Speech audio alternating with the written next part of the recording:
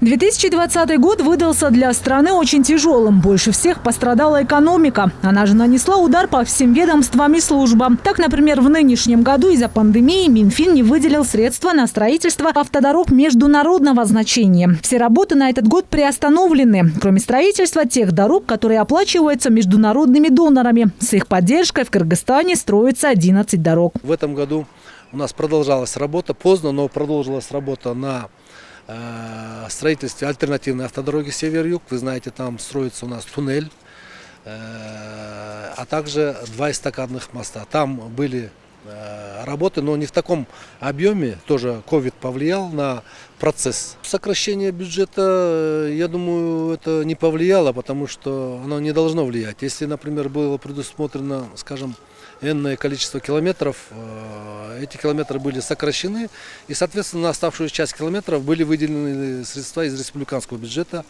И я думаю, мы работаем, у нас на международных инвестиционных проектах мы работаем по принципу заказчик, подрядчик и консультант. В нынешнем году бюджет ведомства должен был пополниться на 1 миллиард 961 миллион 713 тысяч сомов, но почти 70% из этих средств были сокращены. Сколько дорог оставили незавершенными? На все это повлияло сокращение бюджета. Минтранс не готов к зиме. Автодороги не подготовили должным образом. Еще на все это влияют кадры. Работают непрофессионалы. Даже если строятся дороги, то некачественно.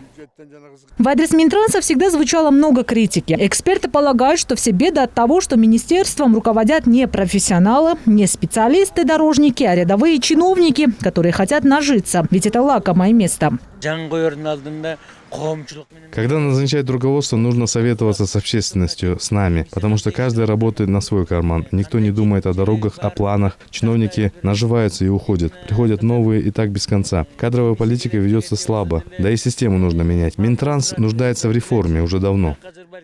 Стоит напомнить, что были дни, когда ведомство оставалось без руководителя. После скандальной отставки Джамшитбека Калилова в 2018 году исполнял обязанности главы ведомства Джейнгшбек Нугойбаев, которого в начале этого года задержали за дачу взятки. Сейчас же на кресло министра сел Бакыт Бердалиев, который ныне занимал должность замминистра. Элиза Балбакова, Менштаг Кульбаев, Нью ТВ.